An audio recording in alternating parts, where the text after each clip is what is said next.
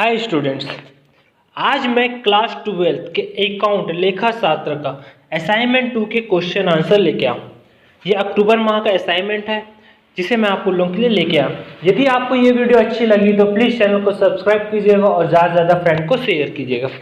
इसका पहला क्वेश्चन है असाइनमेंट का, अकाउंट का, कॉमर्स सब्जेक्ट से है। प्रश्न पहला, साझेदारी फॉर्म में कोई नया साझेदार कब प्रवेश कर सकता है? इस प्रवेश के क्या प्रभाव होते हैं? तो उत्तर, नया साझेदार का प्रवेश भारतीय अधिनियम 1932 की धारा 31A के अनुसार कोई भी नया साझेदार तब तक साझेदार में प्रवेश नहीं कर सकता जब तक कि सभी साझेदारों को इस संबंध की सहमति न हो, या एक नया साझेदार बनाने के बाद फॉर्म द्वारा किए गए समस्त कार्यों के लिए उत्तरदायी होता है। परंतु धारा 30A सेकेंड कोई भी नया साझेदार बनाने से पूर्व फॉर्म द्वारा किए गए कार्यों के लिए उत्तरदायी नहीं होता। जो नया साझेदारी में प्रवेश करने के मुख्य समायोजन क्या होते हैं, यानी वो किस प्रकार से उसमें साझेदार में सम्मिलित हो सकता है। तो इसके मुख्य समायोजन है, नए साझेदार को साझेदारी में प्रवेश का प्रमुख समायोजन निम्न है। पहला, नया साझेदार द्वारा लाई जाने वाली पूंजी, यानी जो नया साझेदार जितना पूंजी ला रहा है, नए लाभ हानि का अनुपात की गणना, ख्याति का व्यवहार, संपत्ति एवं दायित्व के पुनर्मूल्यांकन पर लेखे, साझेदार के पूंजी खातों का समायोजन, ये उसके समायोजन के लिए प्रवेश के लिए कुछ आवश्यक पॉइंट है। और फिर नए साझेदार की प्रवेश की दशाएं, औचित्य या आवश्यकता और नए साझेदार के प्रवेश के प्रभाव, क्या प्रभाव होंगे। सामान्यतः निम्नलिखित कारणों से फॉर्म नए साझेदार को प्रवेश देती। पहला, पूंजी की प्राप्ति, जो किसी फॉर्म के स्थायी रूप से अधिक पूंजी की आवश्यकता हो और वह आवश्यकता वर्तमान में साझेदार पूर्ण करने में असमर्थ हो तो नए साझेदार के प्रवेश से इसकी पूर्ति की जा सकती है। विशिष्ट योग्यता, कई बार हमारे पास वो योग्यता नहीं होती, तो जो हम साझेदार बनाते हैं उसमें वो योग्यता देखते हैं तो उसे हम अपने आवश्यकता अनुसार अपने साथ मिला लेते हैं, उसका विशिष्ट योग्यता हो गया। प्रतिस्पर्धा समाप्त करना, यदि सामने वाला साझेदार हमारे प्रतिस्पर्धा है तो हम उसे अपने साझे में मिला लेते हैं तो उससे हमारी प्रतिस्पर्धा समाप्त हो जाती है। व्यापार का उचित देखभाल, कभी कभी व्यापार की देखभाल के लिए अतिरिक्त कर्मचारी नियुक्त के स्थान पर नए व्यक्ति को साझेदार बनाना उपयुक्त माना गया है। प्रगति, फॉर्म की प्रगति के लिए कभी कभी प्रभावशाली व्यक्ति को साझेदार बनाना उचित है। विदेश में कारोबार को खोलने के लिए हमें और भी व्यक्ति की जरूरत पड़ेगी जो विदेश में होंगे, तो ये क्या होता है, हम इस प्रकार के साझेदार कर लेते हैं कि विदेशी व्यक्ति को ही अपना साझेदार बना लेते हैं। ये पहले प्रश्न का उत्तर है, इसे आप लोग आराम से अपने कॉपी में लिख सकते हैं। अब आते हैं नेक्स्ट प्रश्न पर। नेक्स्ट प्रश्न में है, साझेदारी फॉर्म के विघटन के विभिन्न तरीकों की व्याख्या कीजिए, यानी साझेदारी फॉर्म को कब हम लोग विघटित कर सकते हैं या समापन कर सकते हैं। समस्त साझेदारों के बीच संबंधों के समापन को साझेदारी फॉर्म का विघटन कहा जाता है। इस तरह फॉर्म का अस्तित्व समाप्त हो जाता है। भारतीय साझेदारी अधिनियम 1932 की धारा 39 के अनुसार फॉर्म के समस्त साझेदारों के मध्य साझेदारी समाप्त हो जाने को फॉर्म का विघटन कहते हैं। साझेदारी फॉर्म के समापन की प्रमुख विधियां, साझेदारी द्वारा समापन, जब सभी साझेदार फॉर्म के समझौते को समाप्त करने के लिए सहमत हो जाते हैं तब साझेदारी का व्यवसाय समाप्त कर दिया जाता है। इस प्रकार के समापन को ही साझेदारी का समापन या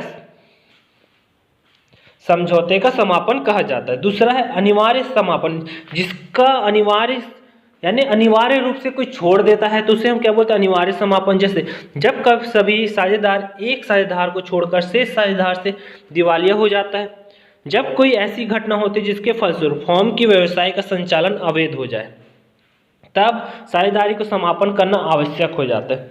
आकस्मिक या संयोग द्वारा समापन, जब फॉर्म का निर्माण किसी निश्चित अवधि के लिए हुआ हो तो इस अवधि की समाप्ति। किसी साझेदार की मृत्यु होने पर फॉर्म का समापन हो जाता है। किसी साझेदार के दिवालिया होने पर फॉर्म का समापन हो जाता है। ऐच्छिक या सूचना को देकर समापन, पांचवा, न्यायालय द्वारा फॉर्म समापन, यदि कोई पागल हो गया तो समापन किया जाता है। साझेदारी के स्थायी रूप से अयोग्य होने पर, साझेदार का दुर्चारी होने पर, व्यापार की स्थायी हानि आदि कारणों से साझेदारी फॉर्म का समापन किया जाता है। ये सेकंड प्रश्न का उत्तर है। ठीक है, इसको स्क्रॉल कर रहा हूँ एक बार, आप लोग इसका स्क्रीनशॉट ले सकते हैं और आंसर लिख सकते हैं।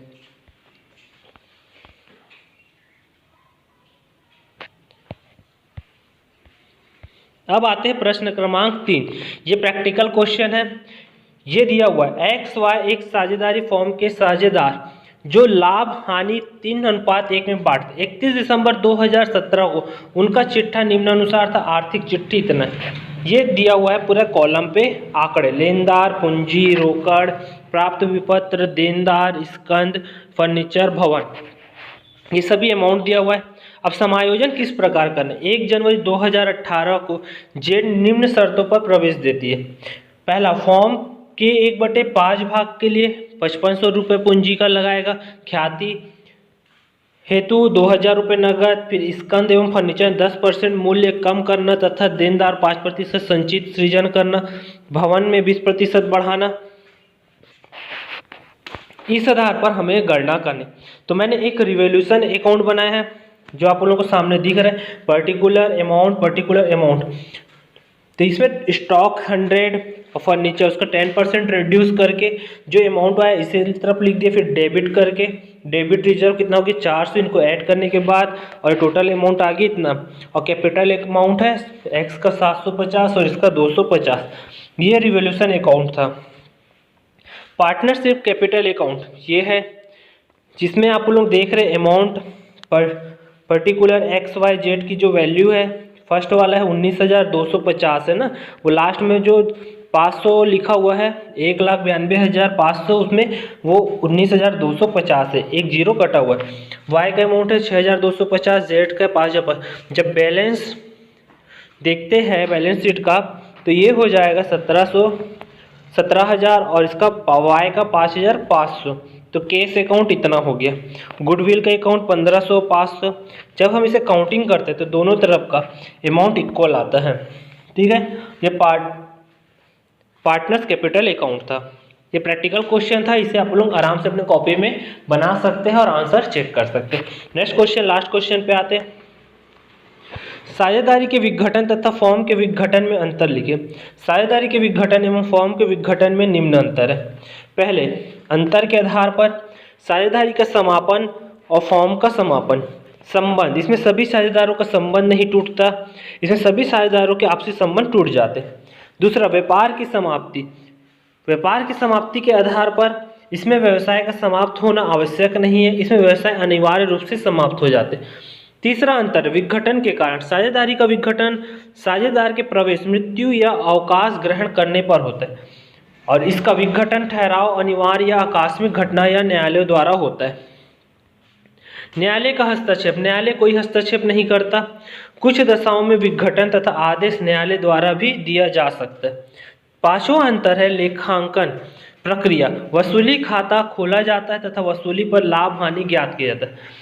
पुनर्मूल्यांकन खाता खोला जाता है तथा पुनर्मूल्यांकन पर लाभ हानि ज्ञात किया जाता है। लास्ट अंतर है लेखा पुस्तक बंद करना। लेखा पुस्तक बंद करने के लिए जरूरी नहीं होता कि व्यापार चालू रहे और इसमें लेखा पुस्तक बंद कर दी जाती है। ये इसके अंतर थे। मैं आज आप लोगों के लिए अकाउंट की क्वेश्चन आंसर के असाइनमेंट लेके आया हूँ अक्टूबर माह के। यदि आपको आज का वीडियो अच्छा लगा तो प्लीज़ चैनल को सब्सक्राइब कीजिएगा, ज़्यादा से ज़्यादा फ्रेंड को शेयर कीजिएगा। इस चैनल में आप उन लोगों को जो भी अपडेट है वो कंटिन्यू मिलते जाएगा और बोर्ड पेपर की तैयारी भी कराई जाएगी कंटिन्यू। जो भी इंपॉर्टेंट क्वेश्चन है बोर्ड से रिलेटेड उसकी सभी की तैयारी कराई जाएगी। आप लोग इस चैनल को सब्सक्राइब कर लीजिए, जो भी वीडियो डाला जाएगा उसके आपको नोटिफिकेशन मिल जाएगा। तो मिलते हैं नेक्स्ट वीडियो में इसी प्रकार की और भी जानकारी के साथ। Okay, thank you, bye.